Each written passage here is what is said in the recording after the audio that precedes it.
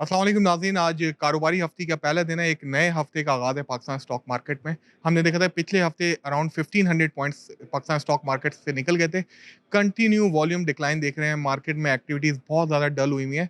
Investors काफ़ी ज़्यादा परेशान हैं, आईएमएफ के इश्यूज़ हैं, कुछ रिज़ल्ट्स आ रहे हैं, उनके बारे में बात करनी है। इन सारी इश्यूज़ पे हमने बात करने के लिए आप दावत दी है अमीन यूसुफ साहब को, फॉर्मर डायरेक्टर हैं पाकिस्तान स्टॉक मार्केट के, काफ़ी सीनियर एनालिस्ट हैं। आइए इनसे बात करते हैं। अस्सलाम वालेकुम अमीन भाई। वालेकुम सलाम जी। कैसे हैं आप? ठीक हैं? अल्लाह का शुक्र है। अमीन भाई क्या हो गया मार्केट को? कहाँ चले गए हमारे सारे वॉल्यूम्स? मार्केट में कोई ऐसी पॉज़िटिव न्यूज़ नहीं, कोई ट्रिगर नहीं कर रही मार्केट। जैसे आईएमएफ का था कि आईएमएफ मटेरियलाइज़ हो जाएगा, वो नहीं हुआ है, वो बड़ी चीज़ है क्योंकि अगर वो उसमें डिले हो जाती है तो फिर क्या होगा? मसला है कि ऑब्वियसली आपके इश्यूज़ आ जाएँगे, आपकी करेंसी वीक हो जाएगी और जब करेंसी वीक होती है, तो जो बाहर से इन्फ्लोज़ आते हैं, वो भी रुक जाते हैं। तो हर जगह से फिर आप प्रॉब्लम में आ जाते हैं क्योंकि आपकी इकोनॉमी जब तक सही नहीं होती, आपके माइक्रो नंबर्स सही नहीं होते, स्टॉक मार्केट उसी के बेस पे चल रही होती है क्योंकि अगर वो नंबर्स आपके नीचे जाएँगे, जो स्टॉक एक्सचेंज में सेक्टर लिस्टेड हैं, वो भी नीचे जाएँगे।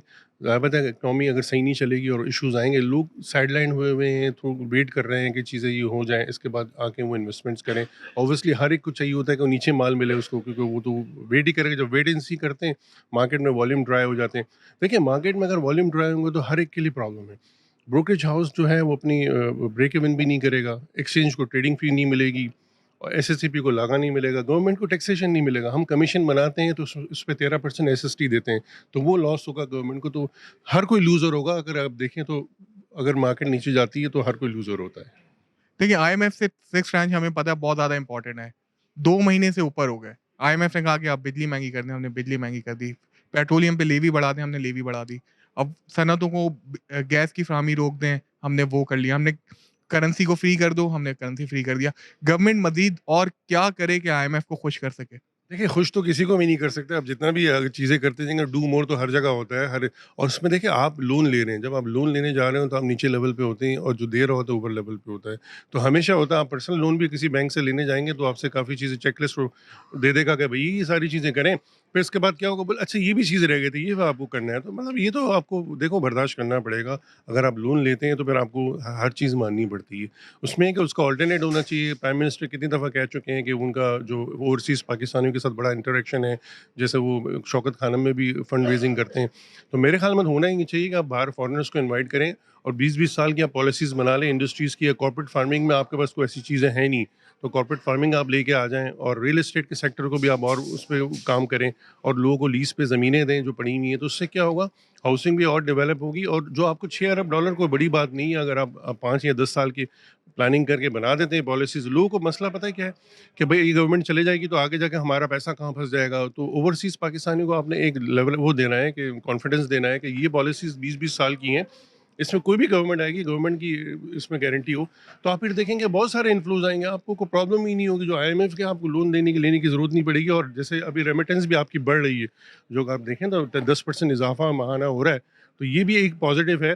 वो तो मसला सिर्फ़ कहाँ है, इम्पोर्ट में, जो गैप है ना उसको फ़िल करना है, इम्पोर्ट एंड एक्सपोर्ट का गैप। वो रेमिटेंस अगर फ़िल हो जाती है तो फिर आपको कोई इश्यूज़ ही नहीं है। बिल्कुल सही कह रहे हैं आप। रोशन डिजिटल अकाउंट के थ्रू बहुत ज़बरदस्त हमें इन्फ्लोज़ आ रहे हैं और रिकॉर्ड 4 महीने के अंदर तकरीबन $10.6 बिलियन डॉलर्स के हमारे पास रेवेन्यू कलेक्ट हो गए। लेकिन बात फिर वही आ जाती है, इतने अच्छे रिज़ल्ट्स आ रहे हैं, मार्केट टेक्निकली बहुत ज़्यादा ओवरसोल्ड हो चुकी है और लेवल्स बहुत अच्छे आ रहे हैं। इन्वेस्टर को पहले 2 कदम गवर्नमेंट या रेगुलेटर क्या करे? आप क्या सजेस्ट करते हैं पहले 2 कदम जिससे इन्वेस्टर का एतमाद बहाल हो और दोबारा से मार्केट में थोड़ी एंट्रीज़ हम देख सकें? सबसे पहले तो आके जो जो भी हैं मिनिस्ट्री से रिलेटेड है उनको आके ब्रीफिंग देनी चाहिए कि इकोनॉमी में कोई इश्यूज नहीं है, क्योंकि कॉन्फिडेंस तभी होगा जब गवर्नमेंट कहेगी। मैं कहूँगा तो कुछ नहीं होगा। उनको स्पोक्समैन आगे अगर कहेगा कि भाई इतने इश्यूज नहीं है, हम इसको टैकल कर लेंगे, तो मिनिस्ट्री की तरफ से जिस जिस मिनिस्ट्री में, जैसे पेट्रोलियम है तो पेट्रोलियम से अगर कोई रिलेटेड चीज़ है तो फौरन आके स्पोक्समैन आके उसको क्लैरिफाई कर दे। होता ये है कि मीडिया पे जो नेगेटिव न्यूज़ होती है ना वो ज़्यादा बिकती है, पॉजिटिव नहीं बिकती है। तो ये भी देखें, ये भी एक एस्पेक्ट है कि नेगेटिव देखिए, पॉजिटिव होती है जब शुगर घट गई तो किसी मीडिया ने रिपोर्ट की कि 30 रुपए की शुगर घट गई है। बढ़ गई तो भई बढ़ गई तो बढ़ गई। मतलब ये चीज़ें पॉज़िटिव भी एस्पेक्ट्स को आप दिखाएँ, नेगेटिव नहीं दिखाएँ। नेगेटिव दिखाएँगे तो लोग नेगेटिव होंगे। तो हमें क्या चाहिए, हर मिनिस्ट्री में स्पोक्समैन होने चाहिए। कोई भी मिनिस्ट्री से रिलेटेड कोई मैटर आता है, फ़ौरन उसको तरदीद करें और उसको स्पोक्समैन को चाहिए कि फ़ौरन आएँ। इससे क्या होगा, लोगों का कॉन्फिडेंस जो शैटर्ड होता है ना, वो नहीं होगा। कॉन्फिडेंस बिल्ड इसी तरह से होगा। आप मुझे कॉन्फिडेंस देंगे तो मैं काम करूँगा, नहीं देंगे तो कुछ भी नहीं होगा। वेरी राइटली सो अमीन भाई, हमने देखा कि वर्ल्ड कमोडिटी प्राइसेस कोविड के बाद से एकदम से जंप की और सब चीज़ें एकदम से बढ़ना शुरू हो गई। कोल प्राइसेज़ $230 तक चले गए, उसके बाद हमारे सीमेंट्स में भी हमने सेलिंग देखी। क्रूड ऑयल बहुत ज़्यादा बढ़ गया, स्टील प्राइसेज़ बढ़ गए।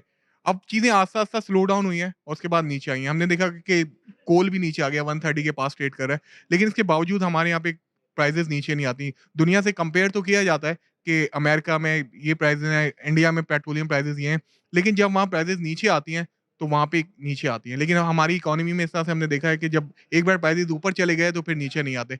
इसके लिए क्या करना पड़ेगा? देखिए, आप बिल्कुल सही कह रहे हैं। इस पे एनफोर्समेंट होनी चाहिए कि अगर पेट्रोल की प्राइसेज़ या कोई भी चीज़ अगर किराया बढ़ रहा है पेट्रोल की वजह से, तो किराया बढ़ के जब घटता है तो क्यों नहीं घटता है? तो उस पे काम करने की एनफोर्समेंट नहीं है ना मसला। एनफोर्समेंट जब तक आप डंडा नहीं दिखाएँगे ना, वो खान साहब कहते हैं अंडा अंडा नहीं है, डंडा भी चाहिए। अंडे के साथ डंडा भी आप दिखाएँ लोगों को, तभी लोग सही होंगे, वरना सही नहीं होंगे। एनफोर्समेंट की अगर सही हो जाए, तो ये सारी चीज़ें एडमिनिस्ट्रेटिव वे में इसको रिज़ॉल्व कर सकते हैं।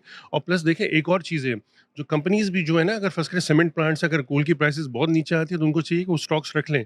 1 साल या 6 महीने का स्टॉक्स रखें, तो रॉ मटेरियल जो है, हम जैसे ऑयल की प्राइसेज़ नीचे आ रही है, हमारे पास हमारी एक्सचेंज है कमोडिटी, लेकिन हमने कभी इसको इस्तेमाल ही नहीं किया।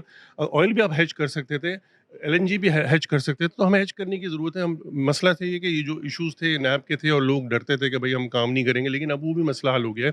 तो जब भी नीचे प्राइसेज़ आती हैं, तो हमें चाहिए कि हम हेज करें। हेज नहीं करेंगे, देखिए हमारा मसला क्या है, ऑयल का प्राइस। ऑयल की प्राइस की अब हमें करना है कि अल्टरनेट सोर्सेज़ चाहिए। इलेक्ट्रिसिटी से रिलेटेड गाड़ी, इलेक्ट्रॉनिक कार्स में हमें मतलब फ़ौरन हमें काम करना चाहिए, मतलब इसको फुटिंग पे करना चाहिए, अर्जेंसी पे काम करना चाहिए। सोलर पैनल्स लेके आएँ, वो कंपनीज़ को इनवाइट करें, 10-10 साल के हम कॉन्ट्रैक्ट करें कि आप यहाँ के मैन्युफैक्चर करें। गाड़ियाँ, इलेक्ट्रॉनिक गाड़ियाँ बननी चाहिए। आप बाहर के जो मैन्युफैक्चरर्स हैं, उनको इंसेंटिव दें। देखिए इंसेंटिव देंगे ना, तो हर कोई आएगा। पैसा जो है ना, जिसका ज़्यादा पैसा बनता है तो वो आता है। वो कहीं भी होगा, कोई भी दुनिया में, वो देखेगा मुझे इतना बेनिफिट मिल रहा है, तो वो आएगा।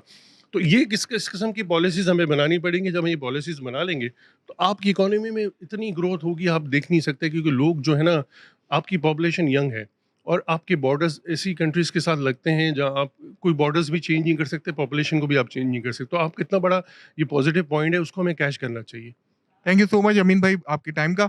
नाज़रीन ये थे हमारे साथ अमीन यूसुफ साहब, जो कि काफ़ी ज़्यादा पॉजिटिव हैं, ऑप्टिमिस्ट हैं मार्केट के बारे में और ये समझ रहे हैं कि मार्केट में काफ़ी ज़्यादा पोटेंशियल है, ग्रोथ है, रिजल्ट्स बहुत अच्छे आ रहे हैं।